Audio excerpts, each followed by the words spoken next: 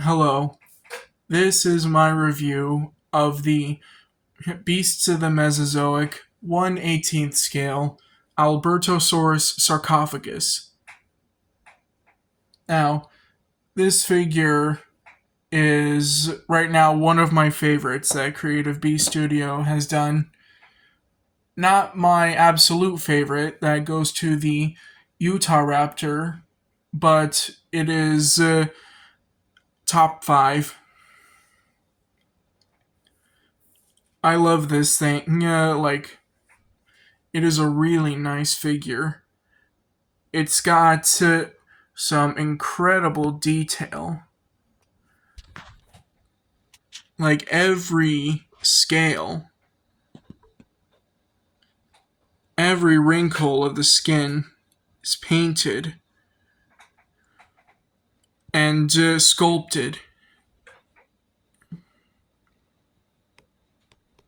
It's actually incredible to see all of this detail done really nicely. It's got beautiful red eye here and nice gloss varnish on the inside of the mouth to look wet. It's got a really nice bit of binocular vision. Kind of wish they painted the pupils to make it look like it was looking forward. But, maybe I could fix that. Not really. I don't dare to touch this thing with a paintbrush. I feel like I would destroy it if I tried to paint it. But it is painted really nicely. Like the colors, it's just awesome. I love the colors on this. The nice shades of tans and browns and blacks all coming together in these really nice stripes. And that beautiful blotch of blue on the neck really makes the whole color scheme pop a bit, I love the keratinous crests that are right in front of the eyes here. It looks just really nice. They even added the little ear hole right here. That's some nice attention to detail. The tongue, it's all posable. Even though I don't think a dinosaur tongue could move like this. And the teeth are really nice. And they're hidden well by the lips. But enough about how it looks. Let's see how it poses. It's got nice side to side range. And they even made it to where the pattern still matches up with the pattern on the neck still matches up with the rest of the back pattern. And when I saw the neck sleeve here, I was kind of apprehensive because the neck sleeve on the Tyrannosaurus figure is really restrictive. I can barely get it to look left or right, but this figure has really nice articulation even with the neck sleeve. Can move down and up really nicely, side to side. Its arms, they're small, but they also have a lot of articulation. They can move back and forward, and their elbow bends and extends. The wrist, even the wrist, moves in and out and swivels, even though if it did this in real life, it would have broken its wrist. One thing I do wish was changed a bit was this here at the midsection, like it just does not look good when it flares out like this. Kind of wish that there was some way to like stop it from flaring out like that.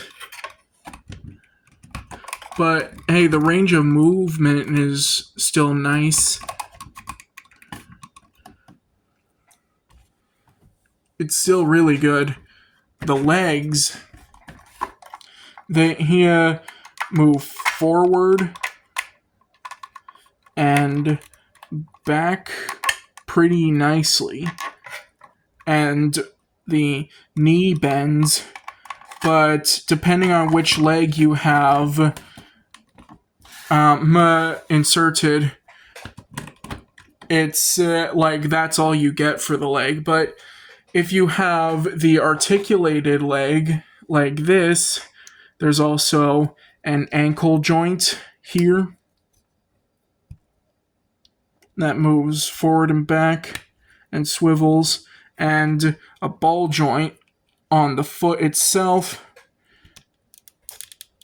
that can swivel and come up and down like that.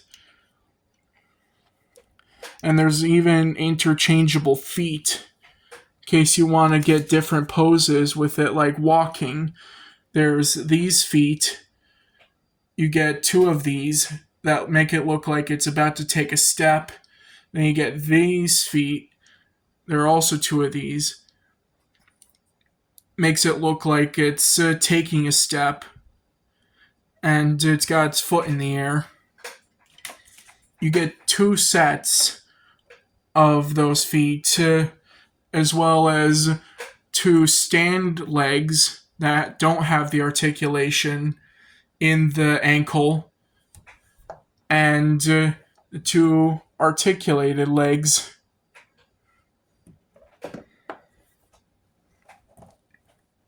Then for the tail, you have a ball joint at the base, another ball joint right here, and a third ball joint here. And for the rest of the tail, it's a bendy wire. So you can put in whatever pose you want. For accessories, the figure comes with a base that has a little metal peg that you plug the standing feet in. One thing I kind of wish that the figure had was a peg hole for the articulated feet. Would have really been nice if there was a peg hole in this foot. But there's only peg holes in the standing feet here. So, But the figure also has a card. It comes with a card here. Has some really nice artwork on the back. Just look at how nice this artwork is. I love it. It's two Albertosauruses hunting some Pachyrhinosaurus with a storm in the background. This artwork is just so good. Then, right here, you get a picture of the figure and some stats right here, like its length, its weight, where it was found, who found it, when it lived, what its name means. It's just really incredible. And for size, this figure comes in at about 21 inches. Yeah, about 20 or so inches. And as for height, it comes in at about 6 and 2/3 or almost 7 inches, depending on how you pose it. You know, for a size comparison, here's Albertosaurus with a human. These figures here are both 1/18 scale, so this is how big an Albertosaurus would be next to a human. Already, like, there are so many, it is just so incredible that there are so many dinosaurs where if they were alive today, they would be the largest predators on the planet. You know, like, if Albertosaurus was alive today, it would have been an apex predator. Nothing would have challenged it. I don't even think a bull moose would go against this thing.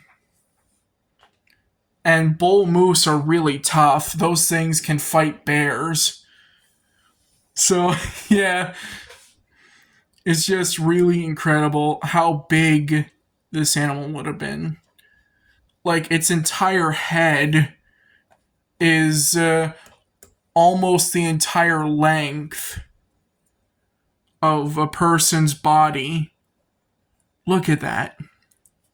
It's just incredible.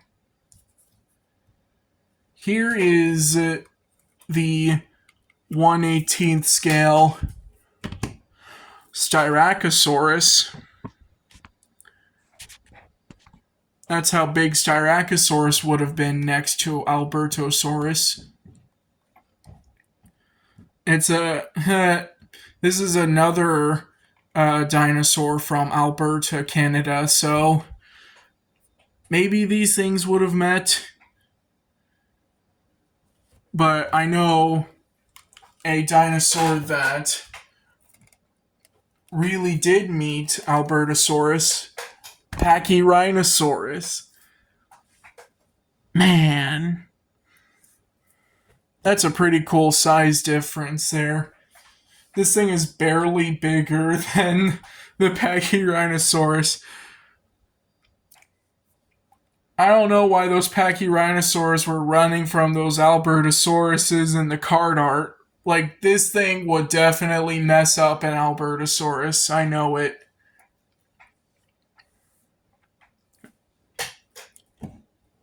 But these two animals fighting would be like a clash of the titans. Finally, we have one of my top 5 favorite figures with my top 1 favorite figure, the Utahraptor. Look at how they compare in size. The Utahraptor is like half as tall as the Albertosaurus, it looks like. That's still pretty big. That's like a pretty big size difference there.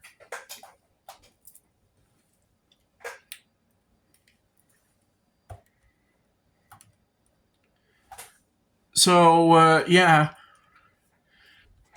This figure is about like 120 or so dollars, I think.